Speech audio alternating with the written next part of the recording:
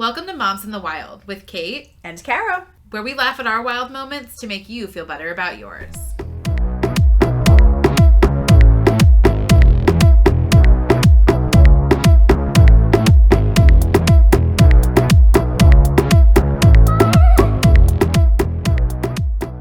Hello, friends. Welcome back. Welcome to another episode. We're here. We are here. And you know what? We're doing it. We are. We're doing it well. doing it well. Yes! You knew where I was going. So, kind of to peel back the curtain a little bit. You know what you want? You want to see more of us and hear more about our lives. You haven't heard me graphically describe my nipple in detail. You want more. You want more. So, to pull back the curtain a tiny bit, the episodes that we have released were recorded way before we actually launched the podcast. Yes. So we did just want to come on and say thank you. Yeah, thanks so much for listening. The amount of support and listens and people who actually like it is incredible. It's mind-blowing. My imposter fraud is at an all-time high, but I couldn't be happier. Definitely. Oh, really? Because I feel like this suits me perfectly. I feel comfortable. So yeah, we just wanted to say thank you. This has been a really fun couple of weeks as we launch our first couple episodes and get feedback. I was just going to say that, and we love the feedback. So things that you want to hear, what you'd like to see, more that we could do, whatever you're wanting. We love the feedback. It helps to give us some direction and make the podcast fun for all. Yes. Not just us. Yes, and we have some really fun new ways to contact us that we'll share at the end of the episode. You can also find those in the episode description of this episode. So yeah, we can't wait to connect with you more and do all the things. We're excited. So now we can start. Now that we've done that. Now that we've opened the curtain, we will shut it again. Back to our private humble selves. Humble. So humble. All right. Tell me about your wild mom moment. So as we've talked about before, we both loved the library group. Yes. Big library groupers. So took the little bird there, and it was the first experience I've had where she was accosted repeatedly by another child. Oh no. Yeah. It was a strange experience because, she went through that stage where she was getting so excited she just didn't know what to do with her body, and she would hit and stuff. And you watching that, or as a mom watching that, you're kind of like, I wish my kid wouldn't do that. But every other mom is always so supportive and validating and very kind. It's a stage, it will end, and acknowledging she's just really excited she doesn't know what to do with her body yet. I did not have all those feelings as I watched the same child repeatedly beat the shit out of my child. Oh no. And they were a little bit older too, so they kind of were doing it out of anger. What do you do? Oh, I would have. What do you do in those wild mom moments? I don't know. That makes me uncomfortable. Yeah, doesn't it? And so the baby's response was never to cry or anything. I think it was just jarred. So it started, we were in the little play area, or book, I guess children's book area before the group started. And this baby was one of the older children that's there. To tell you that they're older, so this baby is tall and walking and talking, and my baby's crawling around on the ground. And they came over and looked like they were going to say hi, and they just double slapped the baby on the head. And I was like, you know what, we'll let it ride. We'll see what happens. But I also was like, that's not nice. I don't love that feeling. Yeah. We get into the library where the group is, and they seek my little beautiful baby out to hit them again. Oh no. Yeah, and the mom is apologizing profusely to me, and I'm like, I don't know what to do here. So I was like, yeah, no, it's okay. And I'm like, all right, I'm at my limit. So then they're in circle time, and this time it was not malicious. I do think the little terrorist was trying to play with the baby. My baby was looking at her mom, at the mom of this child, and the other baby, I think, was like, we should play. And so came over and jumped on, kind of tackled the baby, and they headbutted a little bit. And then, so I get up from where I am, I pick the baby up, and then that little angel child, the little one that has been beating the shit out of my child all day, slapped me across my face. Yep. Oh. Yeah. And so again, the mom is profusely, and I wanted to I wish that I had felt what I wanted to make her feel the way that other parents have made me feel, which is these things happen. I acknowledge that they're a kid. struggled to do that. I was just like, yeah, okay, No, thanks. she gets that on the first time. 4 instances of this. Also, library group's 30 minutes for this age group, for the age group that we go to. I am appalled. I So, don't even have words. It was my first experience of watching my child kind of have to figure out how to navigate with other children in a that are being violent kind of way. So that was really the wild mom moment. What Was did very you do? interesting. Oh, when she slapped me, Yes. I actually just picked the baby up and walked away. So like as she was trying to apologize, because I was like, I'm either gonna say something froggy or I'm gonna just like I don't have anything nice to say, and I did feel bad about that. I wanted to be able to be like, it's okay, but I was like, okay, too many times. This has happened too many times. Yeah. And it was such a weird. It was the first time that I had seen my child be like slapped in the face. So I was like, oh, wow. And also, why were other parents so nice to me about this? My baby was hitting their kid, and they were like, honey, it's okay. And I want to be like, I'm gonna slap your kid right back. I didn't, because that's illegal. But Oh, I'm feeling so mad. it was such a very strange. Did you just leave? Strange events. No, I just walked to the other side of the room, Okay. and the mom kind of like kept her kiddo a little bit closer I feel because like she was at just that turned, point, but- it's on the mom of the kid to just like keep her child. If she if she can't make this like violent behavior stop, she needs to just keep her kid away from yours. And Picture you watching your Bubba slap someone Oh across my the God. face at library. I can't say it. My child might do it. Like I'm not there. I don't know. I have no idea. But it was wild. That was my wild mom moment. Whew. Was a physical accosting That and being in that situation where you're like, what do I do here? okay, that yeah, I'm angry. I love your response to it. Where I was befuddled, but you're like, oh, piss. What would you? I'm curious. What would you have done? I don't know. I probably Especially when Bubba was this age, where it's like Ugh. small and not really able. I think that if a kid can like flee that situation too, I guess not that it's completely different, but a tiny bit different. But the baby can only do so much to get away from that I behavior. don't know. I think by the 4th time, I might have been like, Would you have hit the "Come kid?" on." No. I probably would have looked at the mom and been like, okay, Get it together. this is not acceptable. I don't know if I would have said that, but like, I know. I want to in this moment. Be like, get it together. You're like, this is the 4th time. Like, we let it ride for 3. Now he has slapped me across the face. she She slapped me the right terrorist. in the face. Slapped me right in the face. And that again, it was out of anger because I was trying to take the baby. You took her toy away. I do think, yeah. I do think at that point she was trying. I will say that was not an anger tackle. It was like a let's roughhouse tackle. Just didn't go the way she had thought it did. So at that point, but then I was the bad guy because I was like, all right, I'm going to pull the baby out because she doesn't seem as into it as this girl is trying to play with her. And I got a hard slap. Also, kids do not hold back when they slap you. So I know I'm saying a small child slapped me, but it was with every part of her body, every ounce of energy she had, and I'm gonna be honest, a little humiliating. Yeah. Getting full force slapped in the face by a small child, where you're like, that made a sound and it also hurt a little. I know you're tiny, but I don't know. My Yeah. inclination is just to be like, fuck that kid, get the fuck out of here. Yeah, I did not know what to do. It was such an odd experience, but it was wild. It was It was definitely a wild moment. That's wild. Yeah, Good on you. kids in the wild. Forget This having wasn't this- moms in the wild. No. No, I think I will say for like being physically assaulted. When I am physically assaulted, my general response is shock. Like I have fully been punched in the face, and instead of doing anything to retaliate, I looked at the person and went, "Why would you do that?" So my general response to physical violence is shock. I don't deserve it. Yeah.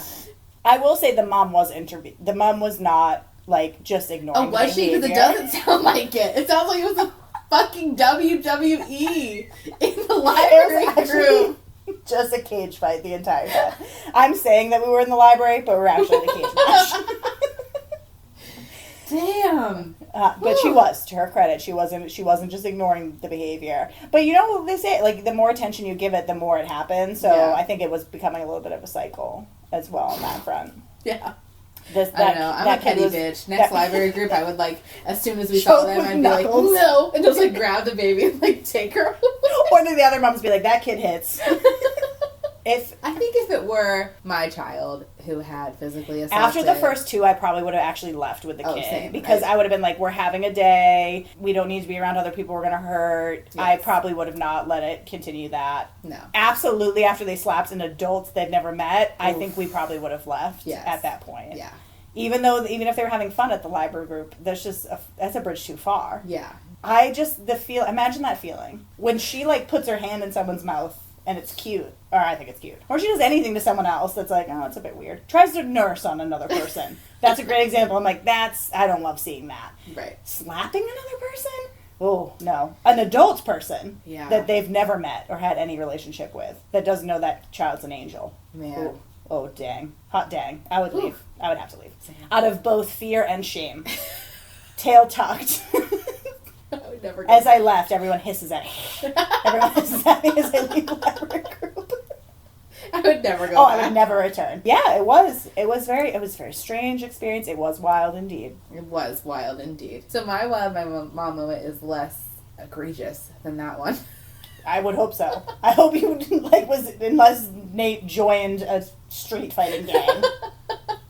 So, we were getting ready to leave for the day. And, like, a lot of the times before I get him out of bed, I will get ready in my own room. That is the smartest move. Absolutely. So, if he's, like, waking up and kind of stirring, then I will, like, brush my teeth, get dressed. So, some mornings I just don't, because either wakes up, like, really upset. I just get him, and I'm like, we're having a slow morning, whatever. So, it was one of those mornings where I didn't get ready before, and we had to go somewhere. So, I let him come into our room, which he thinks is Disneyland. Like, It's a real treat. He loves our room. And do you remember getting to go into your parents' room as a child? Yeah. It is a treat. Yeah. He immediately, eyes darting from, like, side to side, looking for, like, what's new? What can I play with? Like, what are the fun things that I know exist? What can I destroy? Yeah. So I was getting dressed, and he beelines it for our bathroom, which is the mecca. He loves our bathroom. Anything that is in our bathroom, he's like, oh, yes, there's so much to do here. So I'm getting dressed, and I hear him go, cool! And I'm like, okay, well, there's not a lot that would be cool in the bathroom, but everything is cool. He's 2. Yeah. So I'm like, all right. And I hear him go, ooh, squishy! Nope, don't love that. I'm, like, putting my bra on, like, I'm almost dressed, so I'm, like, very quickly, like, throwing a shirt on. And he comes out, and he is holding my menstrual cup. Nailing it. Spinning it on his finger. My head immediately went to pad, tampon, menstrual cup. So yes. I'm super excited that's what it was. And so he takes it off his finger and he gives it like a hard squish. He's like, yes! And he's like, Mama, squishy! And I'm like, yep, it is, but that's also very private, so... Yep. I'm going to take that back. Thank God he's at the age he is, because I would have walked in and my child would have had it fully in her mouth. Yeah. Horrifying. And I don't know about you, but I love the menstrual cup. Life-changing. Best invention ever. Yeah. I don't love that I have to fucking sterilize it every month. And so what will happen is, like, I'll be done you're basically using making, like, a witch's brew. Yeah. Like, for someone to drink and stay young forever. I wash it with, like, the approved pH-balanced soap. Yeah. But then it sits on my counter until I need to use it, and then I will sterilize it. Yeah. So, like, it wasn't the cleanest it could have been. Yeah. It's it had been washed. But it's in my fine. mind, like, he was supposed to come out of my vagina. I was so, gonna like, say. it's not the worst thing in the world they touch something that goes in there. No, definitely not. There's way worse. Yeah. Poison. Could have had poison. And I get to have a fun conversation about what a menstrual cup is. And also tell this story to him when he's older. He's going to hate this. That's fine. Most things that we've done, they're going to hate. That's all right. So, yeah, that's my wild mom moment. That is an outstanding wild mom moment. Yeah. Menstrual cups Props. and slapping. Menstrual cups and slapping. Par for the course. Just a day in the life. What kind of podcast is this? It's beautiful. So today we are talking about milestones. Yes. What's really fun about this episode is that we put out some polls on our social media. Yeah. And we asked the listeners what they would like to hear about. And Milestones was Blew up. above and beyond one of the most, if not the most popular requested. Yeah. What's interesting about Milestones is that they're universally equalizing, right? So the second your baby is born, they are expected to do things by a certain time, right? You're in the hospital and they're like, they need to eat at least this many times. They need to poop at least this many times. They need to pee at least this many times, right? So you immediately get a hearing test for yes. an hours-old child. Yes. So they're immediately like, we're all on this playing field and we all have to get to the next goal by the time we should. Yeah. So I think that's why they're so interesting to people. What's interesting to me is like, why are they so important? But yes. So I guess a good way to preface this episode too is if you're interested in hearing about milestones and how to meet them, not the fucking episode we're about to have. No. We're about to have an episode of why. Yeah. Why the milestones? Why the milestones? And what's the... I mean, I get the importance, right? I get the importance if it becomes problematic. Yes. If they're not meeting something and it is inhibiting their life, greatly inhibiting your life, and there is an intervention that could meet their needs because of this thing that is inhibiting their life.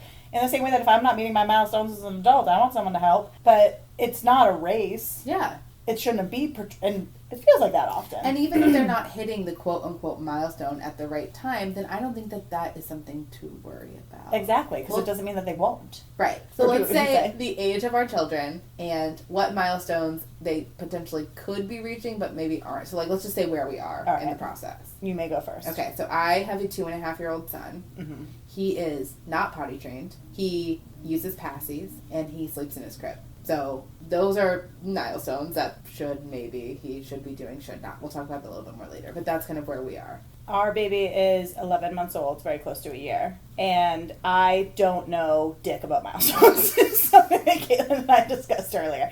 No, that I don't know enough about milestones, but I do know that she does not sleep independently, and that's definitely a milestone that people have talked to us about. And she's still crawling. Yes. She's still crawling, she's cruising, but she's not walking. Yes. So those are, I think, 2 milestones, like independent sleeping and walking, that we probably haven't met. Yeah. Yeah. Yeah. Not met, but like around this time they could. That's what people expect. I was going to say that's what people start to look for as far as milestones. Yes. I wish I knew more. I don't. Yeah. Sorry, everyone. I think you learn more as they get older. And I feel like maybe when you go to the pediatrician or there's just more pressure as they get older. Like we haven't had a lot of that yet, which I know we'll get into more. But yeah. She is doing like the big stuff, like the feeding or the eating. So stuff that would contribute to her maybe having to go to get some additional help. She's doing that kind of stuff. Yep. She's eating and all that. Great. Yeah. So let's talk about the pressure associated with meeting milestones. So something like when we first started brainstorming about this topic is, where does that come from? Social media is an obvious one. Right? Like, we see the most glamorized, and we talked about this before, we see the most glamorized, perfected image of people all day, every day, from hundreds of sources.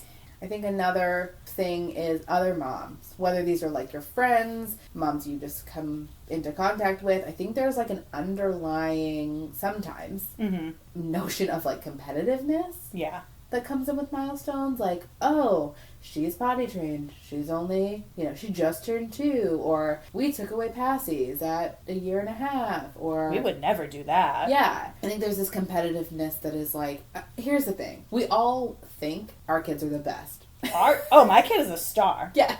I don't think that her walking has any influence on that. She is a star. I'm certain of this. Yeah. So I think there's that factor of like, my kid's the best because... Yeah, because they're your kid, man. And a lot of times that's so around milestones. Yeah. I don't really think like my kid's the best because of things he does. I think my kid's the best because like he's hilarious. Yeah. And he loves to put on a show. And they're awesome. It doesn't matter that like he still sleeps in his crib. It matters to me that when he sees a friend that's crying, he wants to give them a hug. Absolutely. Those are things that matter to me. Yeah. But I totally get like the whole like, we are out of the crib. We are not using Or buses. when you go, I think it's too when you're around a group of other parents, and even if you're just sharing information about what your kid is doing, it does become like a one-upper. Like, well, they stopped doing this at this time, or they stopped doing this at this time. And I don't even know if it's intentional all the time. No. It's just what is your kid doing, and here's the great stuff that my kid is doing. Yes. And that can make you feel uncomfortable. Yes. And then I think the last thing is like this internalized guilt and yes. pressure. Yes. And like, it's so interesting to me. I was just having a conversation with my mom about, we had to take a 12-hour road trip over Christmas. And I'm in the process where, like, my kid at home, when he does his bottomless, does go to the bathroom on the potty. Yeah. He will do both activities on the potty, no problem. It's when we introduce underwear that he's like, there's I like a have barrier. a diaper on. Exactly. Yeah. So in my, like, I'm thinking about this road trip coming up, and very selfishly, I'm like, I don't want him to be potty trained for this. It's so much easier if I can have him in his diaper still. And immediately, I was hit with guilt. These feelings of like, that is horrible. You are a bad mom. And like, where does that come from? Where does it come from that, like, I think that because my kid is 2.5, he has got to start using the potty? And milestones are so hard because they're the milestones that your kiddos are hitting, or our kiddos are hitting, are wonderful and great. We love to see that for them. But with pretty much every single one, it's additional pressure and responsibility for you. Yeah. You know, when your kid is walking, you now need to make sure things are out of their reach that are more dangerous. You need to make sure that, again, all these entities that you didn't have to pay attention to before, you now did. You, before potty training, you could have just mindlessly taken that 12-hour trip. You knew you'd have to be changing a diaper, but you weren't going to have to worry about every 10 or 15 minutes am I going to have access to a bathroom. Yes. So it's a huge responsibility. Once your kiddo is potty trained, they're still learning when they need to go to the bathroom, what it feels like to know that, and sometimes they don't have a lot of heads up. Mm-hmm. So all of these milestones are typically additional work for the parent as well. So while I'm very happy and excited that you are progressing and you're growing, I'm also terrified. Yeah. All the time. Yes. Of what's going to happen. Because everything gets so much more involved. Yes. Right? Yeah. So, like, once they can walk, like you said, it's a whole new ballgame. All bets are off. Mm-hmm. Once you can talk to me, you're talking to me all the time now. Yeah. Great, which I love, but also, ooh, that's crazy. I'm in that. They don't shut the fuck up. They're just talking to you. They're talking to you all the time, yeah. And you want to encourage that, but at the same time, you're like, I lived a life before where there were long hours and moments of no one speaking to me ever. That was something that happened previously, and here we are. Yeah, but you feel guilty. That makes you feel guilty because it's their progression, it's their growth, and it's so awesome. But there's that guilt of again, either being like, I need to delay this if it's, or guilt that you're just not super excited about it. Yeah. There's a huge party that's excited, but there's another party that's like, well, this made my life a lot harder. For me, I'm like, I'm letting him down. Yeah. Because I'm choosing to make my life easier rather than, like, letting him progress. And to be honest with you, like... You're not doing that. I'm not doing that. We tried underwear because he really wanted to put his Baby Shark underwear on, and he shit his pants and peed through them. Immediately. And that is a sign to me that, like, we're not ready for this. Mm-hmm. If we can't do underwear at home, like, what are we going to do out? Yeah. I can't just be constantly... And it's not like he's looking at you like, I'm peeing right now in these underwear. No, and he knows when he's naked, he knows to, like, I hear my body, I understand it, I'm going to go do something about it. Something about that block, I was like, we can't do it. And we're lucky that I'm not in a situation where I have a daycare telling me he has to be potty trained. Absolutely. It's a totally different ballgame when, like, that is a factor. That, like, they have to meet this by a certain time. Yeah. If you don't have the roadblocks, or not the roadblocks, but those factors in place, I don't really understand the... push. Yeah. Yeah. And why do I feel like a piece of shit? Because I'm like, let's wait until it's more convenient. Yeah. Even saying that right now felt yucky coming out of my mouth. But let's wait till it's more convenient. And also, it's not like, if he's like, Mom, I want to be using the toilet, give me these underwear, and he's very into it, I totally understand embracing that. It's not like you're like, no, you will use a diaper and soil yourself until you are the we're age totally of 10. encouraging it. Like, I have a sticker chart, where we celebrate it, but I can't do 12 hours in the car stopping every 15 minutes. I just can't. Or less. Or, again, having, like, a whole outfit change as opposed to changing a diaper, where we're now changing, like, everything, cleaning out a car seat and doing everything that needs to be done if someone goes to the bathroom in their underwear. Yeah. And I think it's interesting because these, like, this pressure to meet milestones can be a lot of different things, right? Mm-hmm. So, like, I reached out to my mom's group that I kind of interact with, and they gave me some examples of theirs that they said were okay to share. Woo woo. Yeah, we love it. Thanks, ladies. Yes. So my one friend, looking to the social media, she has an acquaintance on social media who posted, oh my gosh, my 18-month-old is totally potty trained. I can't believe we did it. It's so wonderful. And everyone's like, great, congratulations. And what she failed to mention was 4 days later, she regressed and she wasn't doing it anymore. And then she wasn't potty trained completely until she was 4. Yeah. But she never posted that. Yeah, all you see, again, it's that social media blitz. Like, all you see is, again, that really positive, you know. And I think that's great. That's great that for a period of time, her child was using the toilet. Yeah. That is awesome. Then for a huge period of time, her child was no longer using the toilet. And it would have been nice to, you know, see that. Do a little wraparound. Yes. I don't think there's anything wrong with celebrating. I don't think there's anything wrong with celebrating. But if it doesn't happen anymore, you gotta walk it back. Yeah. Because now your kid isn't potty trained, and you told the whole world your kid was potty trained. Yeah. Which also, like, on social media, I don't know if you need to do that either. That's up to you, though. No judgment. I know I mentioned to do this earlier. And obviously, you can edit it out. But I do want to bring up the fact that some people do use, I guess, baby-led potty training. I don't know, where you stare into your kid's eyes and you communicate, or they communicate to you when they have to use the bathroom. As infants. Oh, yeah. As, like, children that are weak. So I will be honest with everyone here.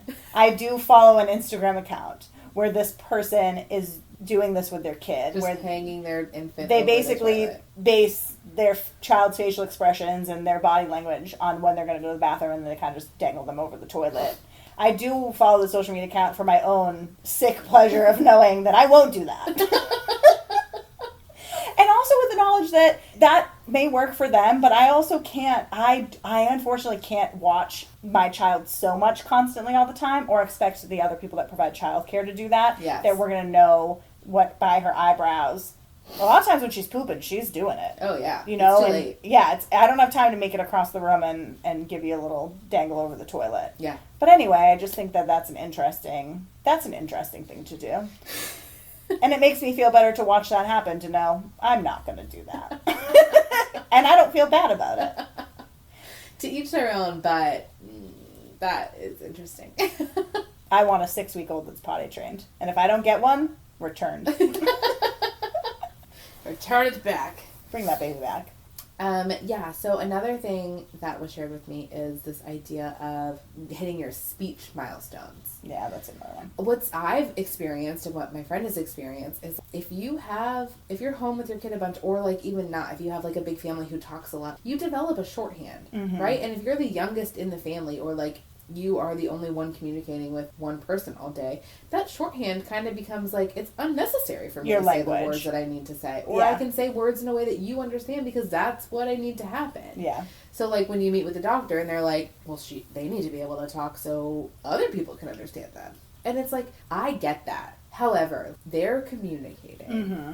They're getting their needs across. I understand it's important to say words that people can understand, but why is there not like a grace period of, we're just figuring it out? And also when presented with the opportunity, they very well may do that. Yeah. You know, if they end up in a daycare setting, or they end up in a preschool setting, or wherever they're going to, they may speak in full sentences. I was just having this conversation with another mom where her child was very talkative at home, verbalized what they needed, and then went into a school setting and did not want to talk. And constantly they were being contacted like, your child needs some type of intervention because they're not talking. And she was like, no, my child does talk, just not in this environment. I think it works the other way too. Yeah. Where they learn the shorthand at home, and then when they're in an environment where they have to talk and they have to express, they do that. Mm-hmm. Same thing happens with potty training. Once you're in an environment and you're like, oh, mom's not here to like wipe my butt for me, dang it, then you learn to go to the bathroom. Yeah. So I don't think that necessarily needs to happen before they're in an environment where they have to have that language acquisition. I totally agree. That's great. That's nice. If they're showing no ability to be able to converse, and you can tell that they want to, sure, use some early intervention. Do whatever you feel comfortable with and what you think is right for your kiddo. Mm-hmm. But also, maybe if they're just put in a different environment, they're chatting up a storm. Yeah. Now they have to. Yes. They can't just look at you and snap and get water. They have to say water. Yes.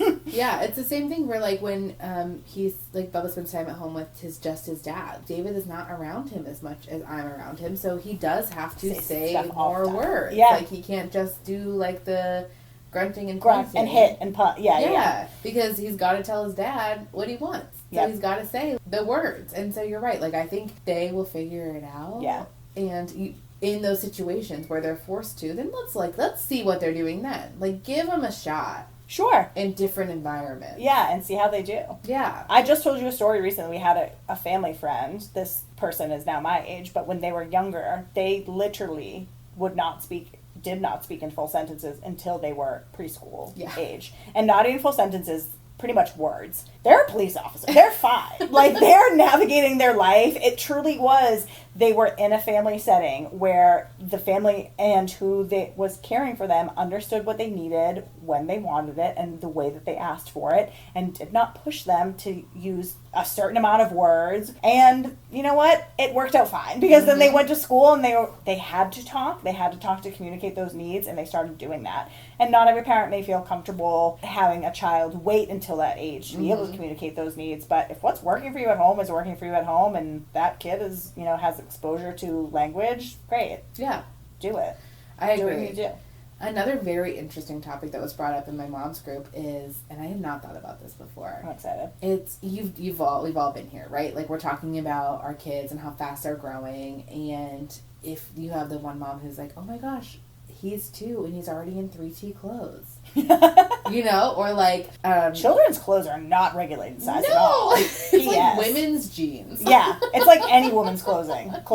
Yeah, where you're like, oh, you're 2T here, but you're also 2-month-olds in this other store. Yeah, and I get like the funness, not a word, but in this situation, let it go. We're all doing our best here. Being able to be like, my kid's so tall. Bubba's so tall. He has to wear 3T shirts because the length of his torso is very tall. Or else he's in a crop top. Yeah. Which is adorable. Very cute.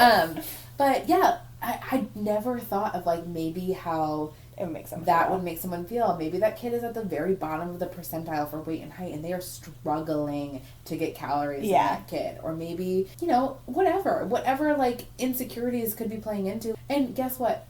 Baby clothes, like you said, are not regulated. They're not, no. We have some shirts he wears that are 24 months. He has other shirts he wears that are 3T.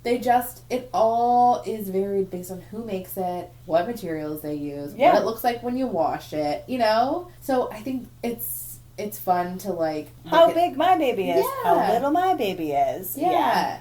And typically with kids, though, since of course you want them to be gaining weight and pushing to gain weight, I think it is on the like bigger end where you're like, my kid is so big they don't fit into this. And then I do think there's some insecurity of like, I'm having a really hard time having my baby gain weight or fit into clothes that are meant for their size baby. Or if you think of preemies too, like preemies are, even though they may be however many months old, they're probably not fitting into that size necessarily. And that's probably scary, for parents that are like, oh, my kid is not fitting into that. And it's so different, right? Like, everyone's body is different. Even these small children. He wears baby bobs. A 3T shirt, but his waist is so skinny, he needs 2T bottoms. And sometimes 24-month bottoms, because his waist is so skinny, but he needs it's like a whole process. We have to MacGyver outfits to fit his body. Yeah. But I was one of those people who was like, yeah, he's only 2 and he's wearing 3T, isn't that nuts? And that's maybe something like I put in the back of my mind, because I don't know. It doesn't matter. At the end of the day, it doesn't matter. Yeah. And also, it is just, there's no, at all pattern to what sizes are. If your doctor isn't worried about the size of your child, then you should not be either. I mean, do what you want if you're worried about it and, that's something you want to tackle. Consult your doctor and then make a plan. But, to me, also, clothes size is not a representation of the size of your child. No. So, if you're my child is 6 months old but still wearing, a 3 or a 3 to 6, that has no relevant at all bearing on what their weight is compared to their height and or how well they're growing or how much they're eating or anything like that. So I understand why clothing size can feel that way when someone keeps bringing that up, but if your kiddo is in a size is way bigger than where they're at or they're way behind it, then you're doing it. Yeah. So let's talk about how to escape the pressure of the meeting these milestones. Yeah. And I'd like to read, I have her permission. I would like to just spit in the face of every doctor ever and just now talk about how to avoid meeting any milestones. Thank you. I would like to read, and I have her permission, this message that was in my mom's group from one of my friends. Yeah, also, this is why you guys should message us, because listen. Yes. You're going to be famous. She's going to have her message read. So, she says, I was telling someone the other day that it's like building your character in D&D. Stick with me, non-nerds. So D&D, Dungeons and Dragons. Babies and kids can't be 20s across the board. Intelligence, charisma, acrobatics, etc. Some are higher in some areas and lower in others. Sure, my son was great with letters and numbers, but the dude still can't figure out how to swing on a swing set or ride a bike or have a normal human conversation when put on the spot. Love it. Your charismatic, your charismatic, dexterous tot is going to be fine because they're not all alone counting the knots in the wood while pooping their pants under a table. Yeah, exactly. And I just thought that was brilliant. How is. well put. We have advancements in our society that are going to help us keep our kids on the right track. We have a lot of people looking out for them. And every kid is different. In the same way that every adult human being is different, Yes. every child is different. Yes. And if areas that they excel in may continue on that trajectory where those are areas they excel in, and areas that they don't, it doesn't mean that they're never, because your child is able to create full sentences, but is not running without their hands behind their back. Do you think that a 40-year-old man is going to be running with their arms behind their back? It doesn't mean they will never do it. They just may not do it as early as you had expected, or as early maybe as some of their peers are. Yes. But they're gonna figure it out. Yes. Right? That was the best thing my pediatrician ever said to us, is when he was, I think, like 2 months old, I was very worried that he couldn't hold his head up as much as other babies I was seeing that were about his age. And she looked at me and she was like, have you ever seen a 30-year-old healthy man who couldn't hold his own head up? No, probably not. In that moment, like, it unlocked this, like, my teeth gritted, like, pressure about it, because she's right. The baby's gonna hold their head up. And she was basically saying, if there was a detrimental problem, we'd know. And would talk about it, and we would devise a course of action at that time of how to course correct what's happening, and allow him to have the best life possible, right? Yeah. But my kid has a watermelon head. He was born with that. It's why he couldn't come out of my body vaginally. Like, he's gonna have a big watermelon head the rest of his life. And it's because, like, it's harder to hold up. So no wonder. It was more than the rest of his body weighed. Yeah. You know? It's like, I don't have the capability. I don't have the strength to do this. Yes. So I think that is also, like, with potty training, like, we figure it out. Yeah. I think, too, it's important to find people that support that. One of the reasons why I don't really know where my child should be at developmentally or if they're meeting those milestones is because we also do have a pediatrician that's kind of like, if there is something that is alarming, we will make sure that we tell you we are alarmed by it. And also, you will know. As the parent, as the caregivers who are there all the time, you most likely will be addressing it with us, that you have the concern, and then we can talk about it. Mm-hmm. And that's kind of where Ben. So finding that support system medically and also socially that just supports your kiddo wherever they're at in the same way that you can. There's also kiddos that are never going to meet these milestones, right? For whatever reasons. Yeah. And we want to be able to support them in whatever way we can and meet those needs as well. So the push for milestones, I think, also just I get why they're important. I get why they're a marker, but making that plan when and if you see something that's so much pressure. Mm-hmm. When and if you see something that's alarming to you and you feel like there needs to be some additional help or some intervention to allow them to live the fullest life. Not being like, I'm so stressed because right at 6 months my kid isn't, I don't know what are they supposed to do at 6 months? I don't know. It's been too long. I honestly don't know. But if they're not doing it, maybe they will, okay? Yeah. And that's really, like, poignant, the point you're making, is we are the experts in our own children. Mm-hmm. No one knows our children better than we do, right?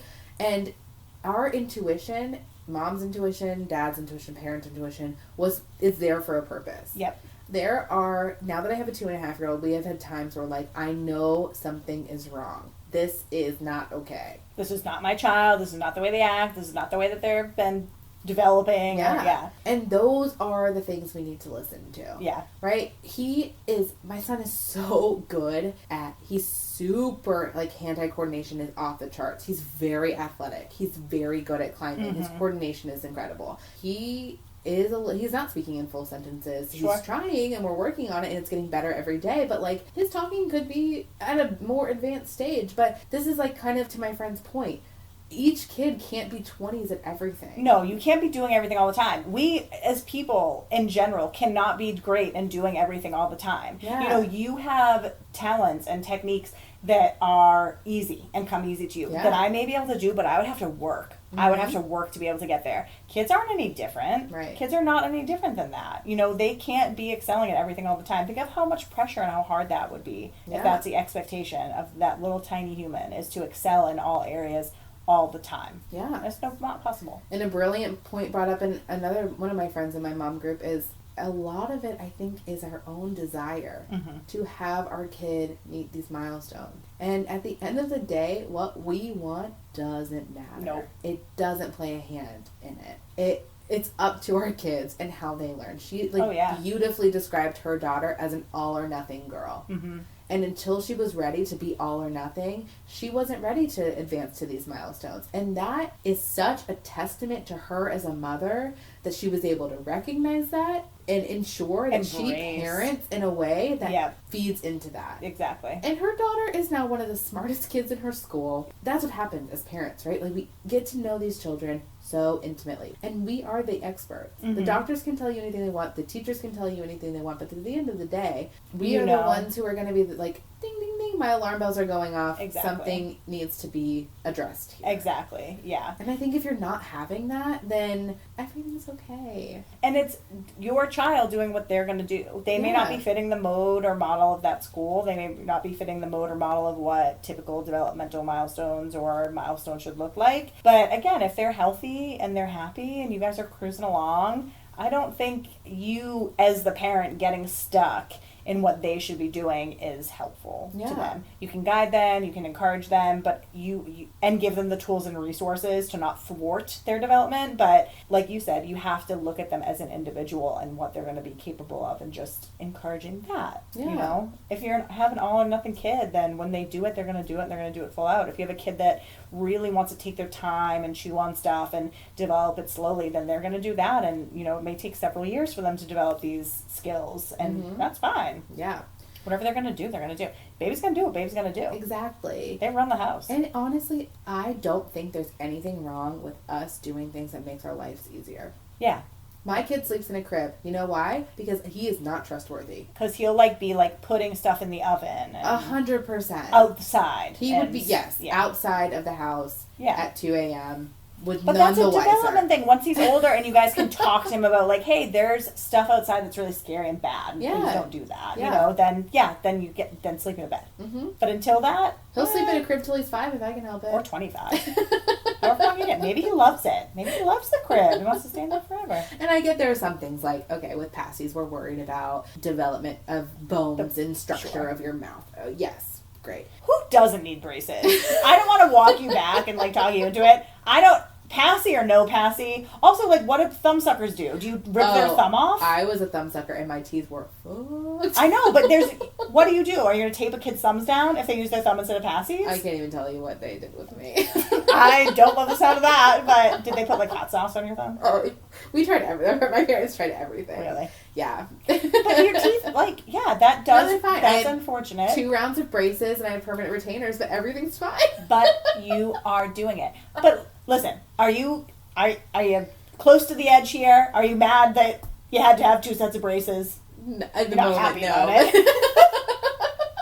But you're fine. Overall, you're fine. I'm fine. It's not contributing to your overall mental health? Your teeth. I'll say your teeth had nothing to do with that. So yeah, that's the thing. I think, and if you are still after this episode thinking but I still am very concerned about these milestones. And also these 2 are idiots and I hate them. I think that's super valid. Yeah, I do. There's a lot of pressure on us as parents, as moms, to make sure we're giving our kids the very best. And you know what? I'm here to say, I want to switch it. Let's give our kids the best we can while making sure we are taken care of as well. I thought you were going to say, let's stop giving our kids the best we can. And I was like, I don't know if that's the message. No, but I'm saying, what is the problem with integrating things that, make our lives a little bit easier? Yeah. You know? Yes, someday soon my kid will not be able to have passies right now. But you know what? it's one of the only things he loves in this life. Yeah. I also would there's so much more research available to us than there was necessarily to our parents, where people actually look at children and babies as human beings and follow that development, and not just in a psychology setting, but also in behavioral settings. So there's what does research say about these milestones that are not being met at the right time, right? Yeah. Because I imagine most of these kids are just developing and acquiring these skills later, and they're perfectly fine. Yeah. I think that if we looked at just what research says, this is coming from a place of I have not looked into any of this, so it might be the opposite for anyone out there listening that does look at this. So what does that say about, just having people kind of make this transition to looking at kids as human beings, not just these tiny things that we have to make sure they're doing the things that they need to be doing, quote unquote. Yeah. It's from the time they're born. Yeah. That we're just make sure their diapers, and I get that. This is more biological. Make sure they're having the right amount of diapers, pee and poop diapers. Make sure, at some point, they give up the bottle. Make sure, but, what's the worst thing if the kid wants the bottle after one? Also, too, I think it's a balance. Maybe the bottle's a comfort thing at night, but you guys do a cup or a straw every other time of the day. Yeah. Yeah, so I'm not going to fight my kid down to sleep if they want the bottle at night, right? Because that's what they want. That's something that's comforting to them. That's something that helps them. And we know that they have the physical ability and coordination to drink from a cup and drink from a straw. That's not what's happening here. It's something that's bringing them comfort. So why do we need to rip that away from them? Yep. No, I'm happy with you doing your cup and your straw during the day. You know what? Suck on that nipple all night if you need to.